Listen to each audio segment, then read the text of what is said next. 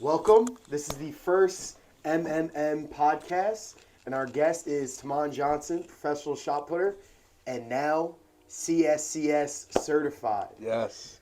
Man. That's huge. Yes. That was something that we've been working for a long time. Hell yeah. So to finally have it, studying up late, I feel like I was back in college. Shit, you woke me up every day. I know. See, I live upstairs in the penthouse suite, but unfortunately, with the benefits of my own bathroom, is that I don't have a door. So every morning when he goes outside, I kind of wake up. But it's not a problem. I knew what he was studying for, so it wasn't a problem. Yeah. It was worth it. It was worth it. It was worth it at the end. In the end, when I was able to send the text and say, "Yo, Mason, I want extra guac on my Chipotle bowl," it was all worth it. So. Heck yeah, man. Shoot. So tell the people what the CSCS is. Yeah. I mean, I can actually, try to, say what I think it is, but you can. So pretty much it's through the NSCA. It's the Certified Strength Conditioning Specialist. You'll see it a lot with any D1 strength coach, really any strength coach in the NCAA. They're going to be certified with their CSCS. Not all. Not all. But there are some. Many will have it. And it just kind of gives you that accreditation saying, like, you're good enough in the sense like you'll be able to pass it's like this that test. Stamp. Yes, stamp of approval, pretty much saying, like, you can coach athletes, you study, understand the body and how the systems work, and, you can coach sports and different things like that. So it's pretty much just works that way. So it's definitely helpful for me given my job at the gym and stuff. So. Especially like what you want to do moving forward. Yes. Like how important that is. Yes. I think, ultimately it's like, when I look at it, at first, this is a step saying, all right, I'm kind of put my foot in the door now. Yeah. So that way later on, if I do want to ever go, if I want to stay in the private setting or go out and go into the collegiate setting, like you kind of have a step with that and you can move forward with it. Yeah, instead of like trying to get it afterwards. Yes, it's just not worth it. So wait, this was your third time taking it? Third time's the charm, man. Yes, that's what I kept saying. Yeah. I think the first time I took it, there was a power outage, so that really didn't count. My second time, I actually took the full test, and I was like, dang, I missed by 2 questions. And so this time, I waited 2 years. Damn. But I was like, I just locked in. I think I was just more mature. I took it at a better understanding of everything. You took like that little break. You actually got experience. I mean, hands-on, like in the off or the. Working at Garage Strength. You're the head trainer, making programs, and you got your hands dirty. Yes. And then you were able to come back and study, remember everything, and apply it. Yes. So that's absolutely right. That was like. Honestly, I think that was the biggest thing. Like you said, it was just I had the experience, and then I was able to apply all that with what they were asking me to do, and then it was just. Sometimes it's like that. You have to like step away and like reevaluate and just like sometimes it's funny how that works out. It is crazy. That shit was crazy. Absolutely. So I was hyped. I think it's just like, it was a relief. I was sitting there, I was like, man, I gotta like, the days were passing, and I'm like, I really should start studying this thing. And then I just got on the grind and. We're here now, so all-nighters, dog. All-nighters, yeah. I feel like I said, I was back in college. All night and early mornings. Early mornings. That's what he was doing for a while. Sleep at like 1, wake up at like 5 or 6. Yeah, it was wild. And then working out on top of that. So like, it was. I fell for him. I had something similar. I actually I was supposed to walk for my graduations for my master's degree, but but like when I was managing, training. Doing my master's degree and also working, I kind of had something similar of just like a very strict schedule, like something similar that you did. But it was like a year, and I was very regiment and just kind of got it done. And that's what you need to do in order to be, an athlete, to excel in anything in life. Yes. It's really important to learn how to manage everything and just keep on pushing forward. I think that's like having to balance something like that. Yes. Because you were like, locked in, like you'd be like, yo, I did this today, I did this. You had a schedule set out, like notes of everything. Mm-hmm. Having to think of it that way, and then the sport, it's like when you do go into a meet and you're like, all these things are going on at once, you can like, I know how to balance little. I can see like, okay, this is not as important, this is, and you can just go from there. Yeah, you're able to just like roll with the punches in a sense. And making like a schedule and just knocking it off. And it's like small victories. Yes. It's huge because it's like, all right,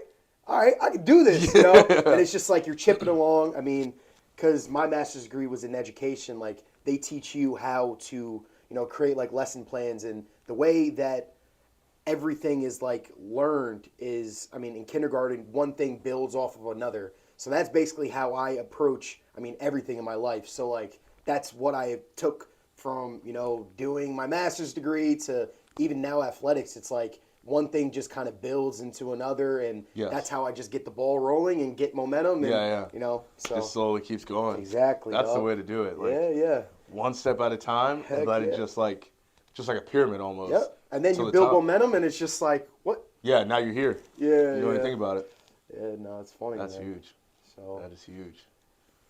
Man, so what else? Well, I don't know. I mean, we're lifting.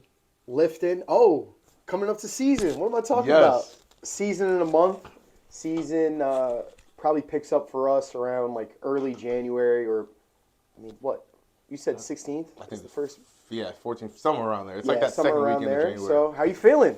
Good. Feeling good? I think I'm feeling good, yeah. I think it's like, it is getting cold outside. Of course. Which is a crazy stuff. We're up in north. the south. Y'all lucky. We're up north now, so, yeah. I mean, I got away from it. I went to South Carolina, so I had a little bit of, you know, I got summer heat. The summer heat, exactly. It's like, now I was spoiled in a sense. And then now, moving post-collegiately, I'm back up north. So, you know, winters are cold. And I have a job up here, so I can't go down south for the winter. So I'm going to be enduring the winter. But it is what it is at this point. I mean, I'm going to adapt and roll with the punches. Just keep rolling. Yeah. You can throw well in the cold. You can throw in anything. Oh, absolutely. Shoot, remember, what was it, April? And then it just like warmed up after a week. And then everybody threw like so much further. 5 feet further. That was crazy. It was just like, what is this? Like night and day. Yeah. It was so wild. Your body just warms up, and then you just throw further. Just go. I mean, shoot. Everything fires a little faster. But yeah, season coming up, feeling good. Focusing a lot on technique stuff. I think that was like the biggest things. You know, we're coming off this last year. Everybody did their thing with that. And now it's, okay, how can you fine-tune the little things and slowly just keep staying consistent throughout the fall to now we're pretty much in January. And it's like, now it's time to go. Yeah, it's go time and just slowly build each meet. You know, you don't need to throw anything big early, but it's just find that rhythm and go from there. Keep it going. Yeah. Are you planning on competing a million times again this year? No. Last year was crazy. Yo. I was competing every weekend, every home meet. I probably competed over 30 times last year. This year I'm going to be a little bit smarter. Just last year it was just kind of, I mean, it ended in, like, it was my best year ever, but, like, it took a toll. Traveling all the time, just now that, like, I have, like, a understanding of what I want to do, so I'm going to be more selective, still compete. I mean, I love competing, but, have a couple more weekends off so I can train and, you know. Yeah, I think that's a big thing. It's like putting emphasis on training. Because, like, you can compete. You can only go hard so much. Before it's like, now your body's just tired. Yeah, man. And so you got to, like, take your time, pick the right meets, obviously, and then just, like, hammer through them, but, like, get good training in, you know. The season's so long. So long. Like, you know, Worlds especially because, Worlds is in August. Yeah.